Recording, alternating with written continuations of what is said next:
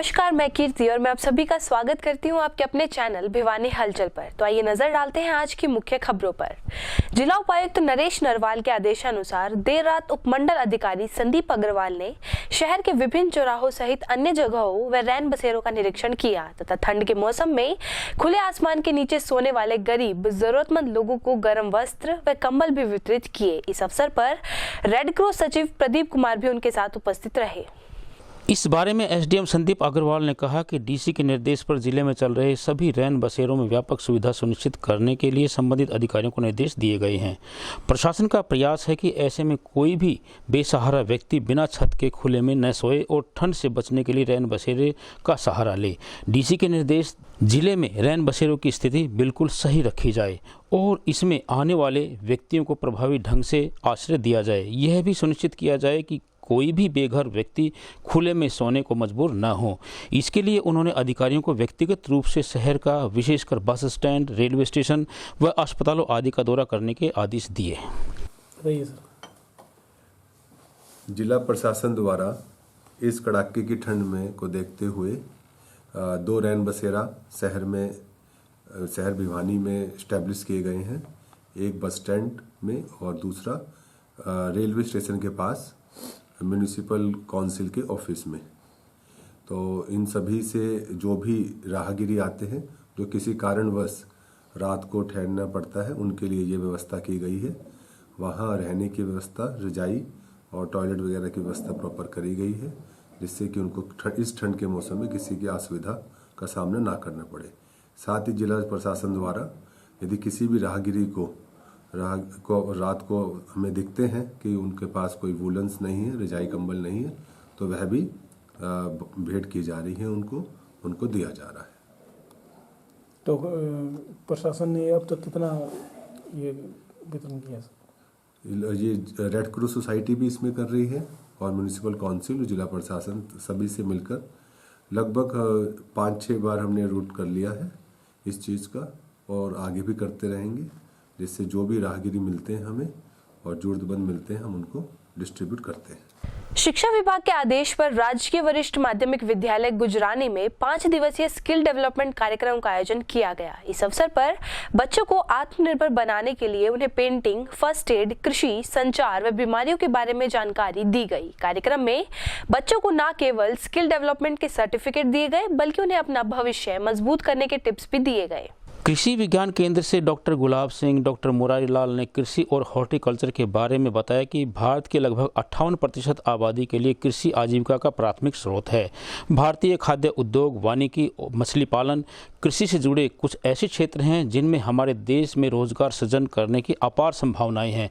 वर्तमान में ये क्षेत्र हमारे देश में नए नए आविष्कारों और स्टार्टअप्स के लिए भी पसंदीदा केंद्र बने हुए हैं। उन्होंने बताया कि बागवानी में महिलाएं महत्वपूर्ण भूमिका निभाती हैं। फलों की खेती में बिजाई, सिंचाई, संग्रह, छटाई और ग्रेडिंग में शामिल होती हैं। सब्जी उत्पादन में महिलाओं की भागीदारी, खेत की तैयारी, बीज की सफाई, बीज की बुआई, रोपाई, निहारी और कटाई, छटाई और ग्रेडिंग इत्यादि के लिए महत्वपूर्ण भूमिका निभाती हैं। कभी कभी वे खाद डालने के लिए भी जाती हैं।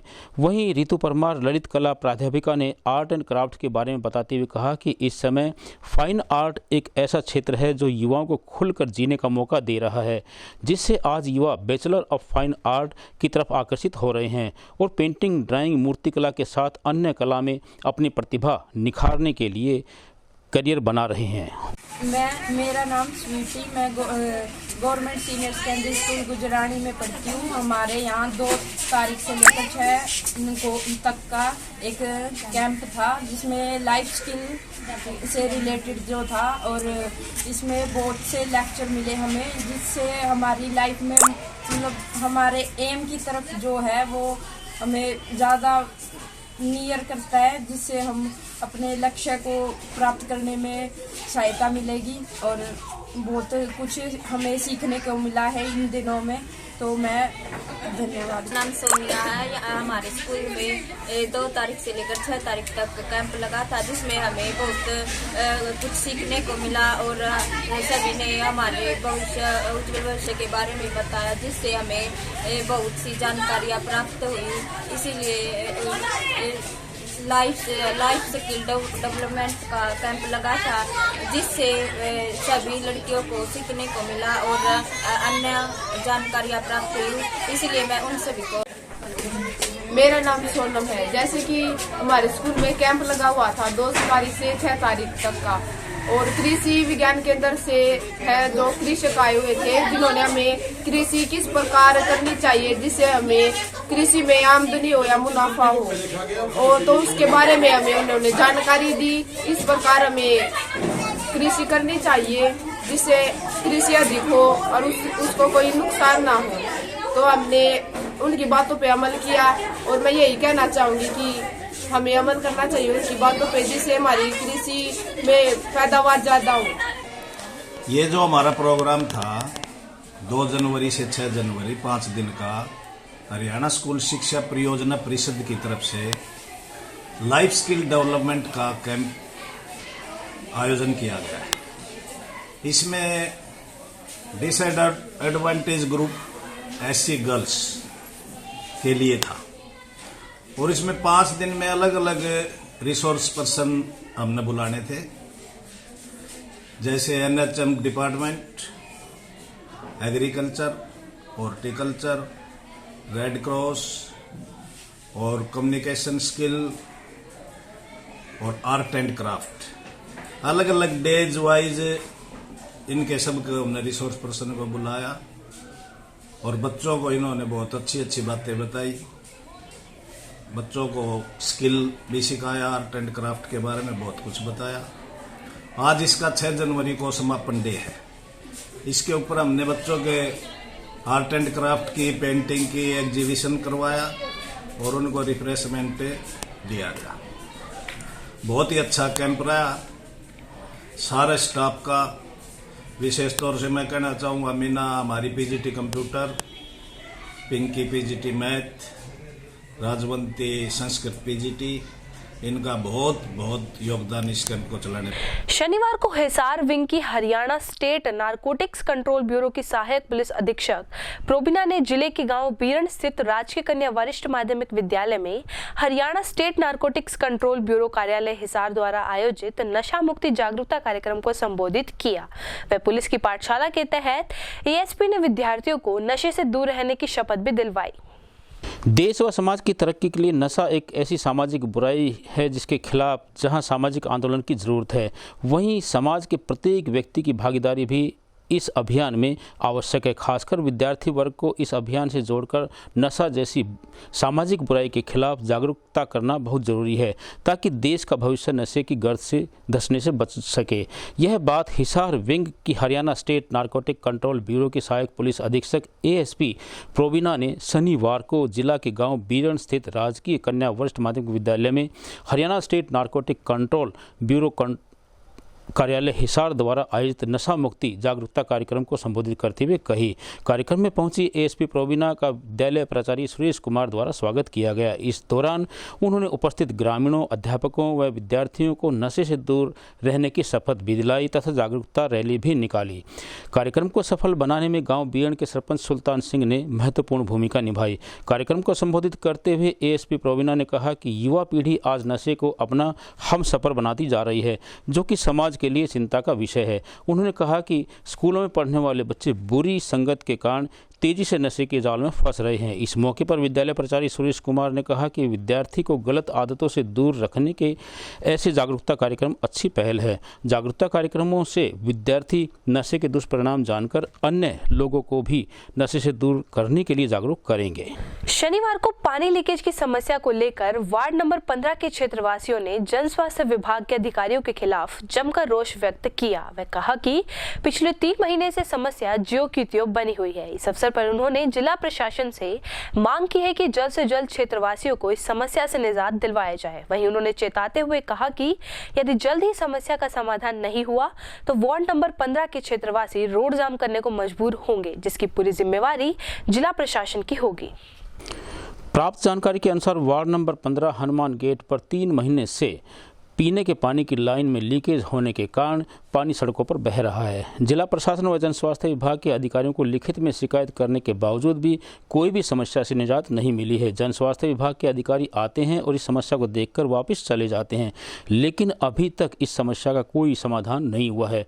जब सप्लाई आती है तो पीने का पानी व्यर्थ में सड़कों पर बहता रहता है, जिससे आने जाने वालों को बड़ी परेशानी होती है। रात के समय लाइटों का विशेष प्रबंध नहीं होने के कारण कई वाहन चालक इन गड्ढों में गिर जाते हैं। छोटे छोटे बच्चे भी कई बार दुर्घटना का शिकार हो जाते हैं। नंबर 15 है जी। पिछले लगभग जब से लाइन डली है तब से पानी की समस्या है। यहाँ पानी लीकेज होता है, लेकिन कोई सुनवाई नहीं कर रहा प्रशासन। कोई आता है ठीक करने? ना जी, कोई नहीं आता। एक बार आए थे, उठा के चले गए, फिर दोबारा वही समस्या है, समाधान ही नहीं हुआ इसका।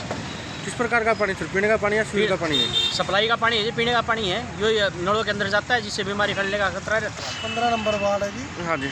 ये कम से कम 1 महीना हो गया होगा, यहाँ से लीकेज है, बहुत पानी बहुत खराब हो रहा है यहाँ पर। सप्लाई का पानी है जी। तो प्रशासन को दिया है आपने कोई शिकायत? कर रखी है जी बहुत। आप एक बार देख के चले जाते हैं, फिर आते हैं।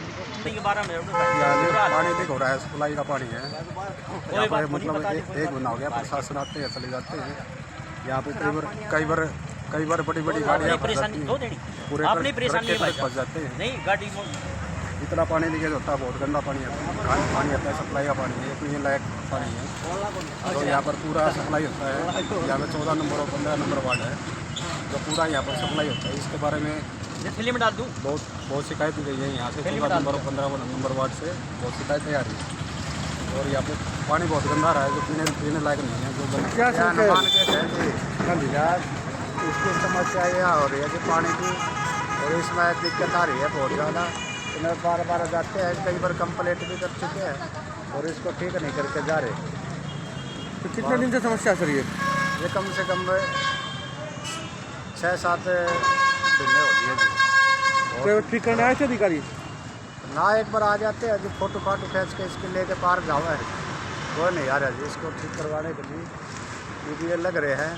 हरियाणा कर्मचारी महासंघ से जुड़ी विभागीय यूनियनों द्वारा शनिवार को भिवानी में पत्रकार वार्ता का आयोजन किया गया। इस अवसर पर कार्यकर्ताओं ने पुरानी पेंशन नीति सहित अन्य मांगों के लिए 9 जनवरी को प्रदेश भर में उपायुक्त के माध्यम से मुख्यमंत्री के नाम ज्ञापन सौंपे जाने की बात कही। वे बताया कि जन विरोधी नीतियों के खिलाफ प्रदेश भर के कर्मचारियों में भारी रोष व्याप्त है।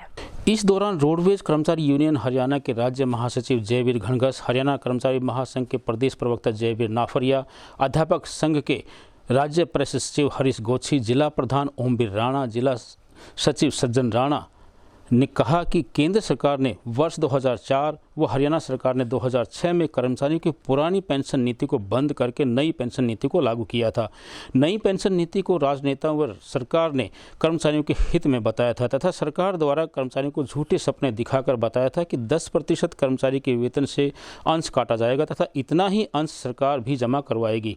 कर्मचारी भी सेवानिवृत्ति होने पर उसे पूरा पैसा मिलेगा और पेंशन भी मिलेगी। उन्होंने कहा कि सरकार व राजनेताओं द्वारा कर्मचारियों को दिखाए गए सपने अब कर्मचारियों व आम जनता के सामने हैं। कर्मचारियों का पैसा शेयर मार्केट में लगा रखा है, जिससे कर्मचारियों को नाम मात्र की पेंशन मिल रही है और कर्मचारियों के पैसों से शेयर मार्केट दिन प्रतिदिन मालामाल होती जा रही है। उनकी मांग है कि सरकार एनपीएस के परिणामों से सबक लेते हुए तुरंत अपनी विधायकी शक्तियों का प्रयोग कर पुरानी पेंशन को लागू करे। हरियाणा कौशल रोजगार विभाग को भंग किया जाए, क्योंकि इसके तहत लगे कर्मचारियों का शैक्षणिक योग्यता के अनुसार कम वेतन देकर शोषण किया जा रहा है। प्रदेश सरकार और केंद्र सरकार लगातार कर्मचारी विरोधी नीतियां लागू कर रही है, जिसके में प्रदेश के कर्मचारियों में भारी रोष है। हरियाणा कर्मचारी महासंघ ने निर्णय लिया है कि पुरानी पेंशन लागू करवाने के लिए, पुरानी एस ग्रेसिया नीति लागू करवाने के लिए निजीकरण के खिलाफ और अन्य मांगे जो हरियाणा सरकार को भेजी गई है उनके खिलाफ पूरा प्रदेश में 9 जनवरी को सभी उपायुक्त महोदय को मुख्यमंत्री के नाम ज्ञापन दिए जाएंगे। हरियाणा सरकार से मांग करते हैं कि अतिशीघ्र इन मांगों को लागू करें, अन्यथा हरियाणा कर्मचारी महासंघ फरवरी माह में सभी कमिश्नरों पर ज्ञापन प्रदर्शन करके ज्ञापन देगा और 9 अप्रैल को अम्बाड़ा के अंदर बड़ी कन्वेंशन करके बड़े आंदोलन की घोषणा करेगा। 25 तारीख को मीटिंग हुई थी प्रदेश स्तर की पानीपत में, उसमें निर्णय लिया गया कि अपनी सभी मांगों को लेकर के पूरे प्रदेश में प्रदर्शन करते हुए 9 जनवरी को उपायुक्त के माध्यम से मुख्यमंत्री को ज्ञापन दिया जाएगा, जिसमें मुख्य मांगों में नंबर 1 पर है, उसमें है पुरानी पेंशन नीति को बहाल किया जाए। जो नया भ्रष्टाचार का अड्डा बनने जा रहा है हरियाणा कौशल रोजगार विकास, इसको बंद करके नियमित भर्ती की जाए। एक्स ग्रेशिया नीति बिना शर्त लागू की जाए। ठेका प्रथा बंद हो, निजीकरण पर रोक लगाई जाए, नियमित भर्ती की जाए। इन सभी मांगों को लेकर के पहले भी हरियाणा सरकार को मांग पत्र भेजा जा चुका है, लेकिन इस पर सरकार के कान पर जू नहीं रहेंगी। इसलिए मजबूरीवश हरियाणा कर्मचारी महासंघ ने आंदोलन का रास्ता अपनाना पड़ा। इसमें पहले 9 तारीख को सभी हरियाणा प्रदेश के मुख्यालयों पर प्रदर्शन करते हुए मुख्यमंत्री के नाम ज्ञापन दिया जाएगा। उसके बाद भी सरकार नहीं जागी तो फरवरी और मार्च में सभी कमिश्नरेट पर प्रदर्शन करते हुए दोबारा फिर ज्ञापन दिया जाएगा। और उसके बाद 9 अप्रैल को पूरे प्रदेश के कर्मचारी नेताओं की कन्वेंशन अम्बाड़ा में होगी, जिसमें आर पार की लड़ाई का ऐलान। देर रात नाम पता मालूम युवक की हिसार जाने वाली ट्रेन की चपेट में आने से मौत हो गई। सूचना पाकर राजकीय रेलवे पुलिस मौके पर पहुंची। वे शव को अपने कब्जे में लेकर शव की शिनाख्त के प्रयास तेज किए गए। वहीं जिस भी सज्जन व्यक्ति को इसकी शिनाख्त या पहचान करनी हो वह जीआरपी चौकी रेलवे स्टेशन पर संपर्क करे। तब तक शव को 72 घंटों के लिए सामान्य अस्पताल भिवानी के मॉर्चरी रूम में रखवाया गया है।